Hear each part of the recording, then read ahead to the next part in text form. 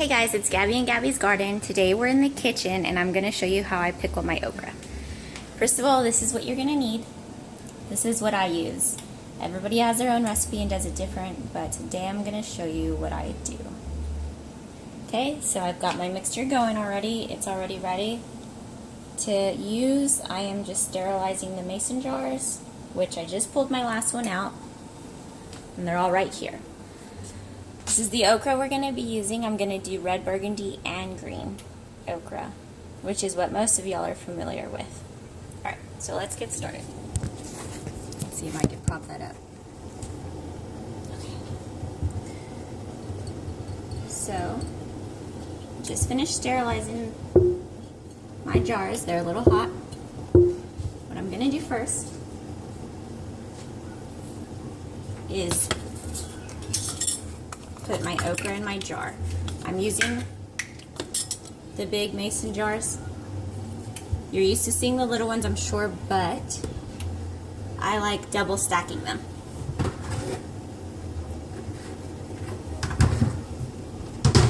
Okay. So all I'm doing right now is putting my okra into my jars, except sometimes if you have a big stem, I just like to trim that off, make it a little bit smaller. Some people like to cut their okra, the tips off before they pickle them. I don't. I like to keep my okra whole. Let's see.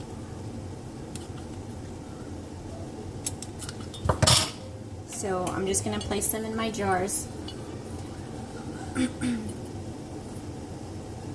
all the way till it gets fit and snug. I like to use anywhere between 2-inch okra to 4 tops. I don't like to get any bigger than 4 inches of okra because the bigger they get, the harder they get, and they don't taste right. Not to me anyway, especially pickled. Fried, sure. Okay. So I'm just filling my jars up with the okra.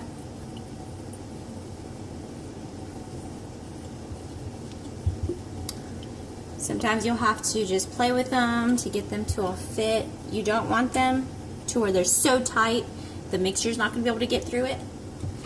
But you do want to pack them in there because you don't want them floating all the way to the top and then not being in the mixture that we're making. Okay.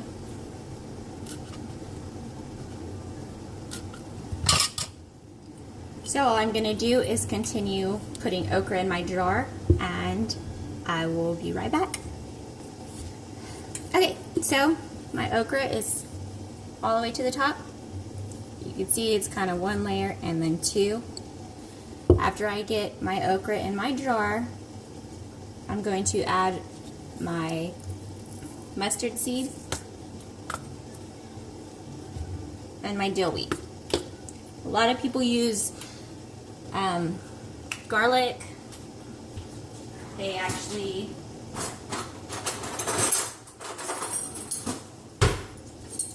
even put whole chunks of onion. I'm not going to do all that. I like to stick to my mustard seeds and my dill weed. I'm just going to add it. Right now there's no liquid or anything. It's just okra, my mason jar, and now I'm adding my mustard seeds and the dill weed. I don't use a specific amount. I normally like to stick to teaspoons.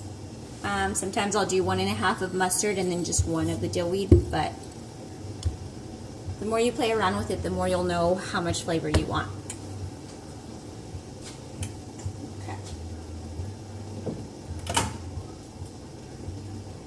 Now, all I'm going to do is I have the mixture that I made earlier, I showed y'all at the beginning of the video, and I'm just going to add it. I'm going to pour it in. And this mixture contains the vinegar, the water, the sugar, and the salt. I'm going to fill it up all the way to the brim.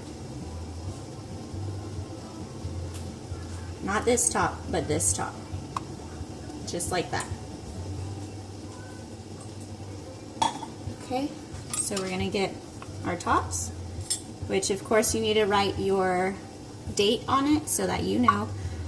People like to eat these as soon as they cool down. I actually like to let mine sit in a dark place for a month. Yes, a whole month to let all these flavors come out. Just gonna mix that up. And then we're actually going to put this back inside the boiling water to create that suction. And then we're going to sit it out, let them cool down.